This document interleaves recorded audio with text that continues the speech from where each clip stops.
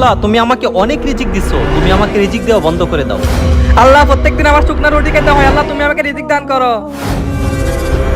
এই আল্লাহ, ওই বড় লোকটি তোমার কাছে কিছু চাচ্ছে না, তারপরে তুমি ওকে অনেক রিজিক দিতেছো। আর ওই গরিব লোকটি তোমার কাছে সাহায্য চাইতেছে, তাও তুমি ওকে রিজিক দিচ্ছ না। কিন্তু তুমি এমনটা কেন করতেছো? আমার কথা, তুমি ওই বড় লোককে গিয়ে বলবা যে ও যাতে আল্লাহ তাআলা শুকরিয়া আদায় না করে তাহলে ওর রিজিক বন্ধ হয়ে যাবে। আর ওই গরিবকে গিয়ে বলবা ও যাতে আল্লাহ তাআলা বেশি বেশি শুকরিয়া আদায় করে তাহলে আল্লাহ তাআলা ধীরে ধীরে ওর রিজিক বাড়িয়ে দিবে। আল্লাহু আকবার।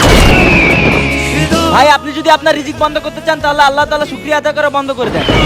শুকরিয়া আদায় করা বন্ধ করে দিব মানে? আরে আমার প্রত্যেকটা জিনিস আল্লাহ তাআলার রহমতে পাইছি। আমি আল্লাহ তাআলার শুকরিয়া আদায় করি, এই কারণে আল্লাহ তাআলা আমাকে এত কিছু দান করছে। আমি এটা কখনো করতে পারবো না, যাও এখান থেকে। ভাই, আপনি যদি আপনার রিজিক বাড়াতে চান তাহলে আল্লাহ তাআলা শুকরিয়া আদায় করা শুরু করে দিন। কি শুকরিয়া আদায় করবো? এই নষ্ট সার করে আল্লাহ তাআলা শুকরিয়া আদায় করবো? এই কারণে আল্লাহ তাআলা আপনাকে রিজিক দিতেছে না, কারণ আপনি আল্লাহ তাআলা শুকরিয়া আদায় করেন না। আল্লাহ তাআলা মানুষকে দিয়েও পরীক্ষা করে, নিয়েও পরীক্ষা করে। এখনো সময় আছে, তুমি আল্লাহ তাআলা শুকরিয়া আদায় করো।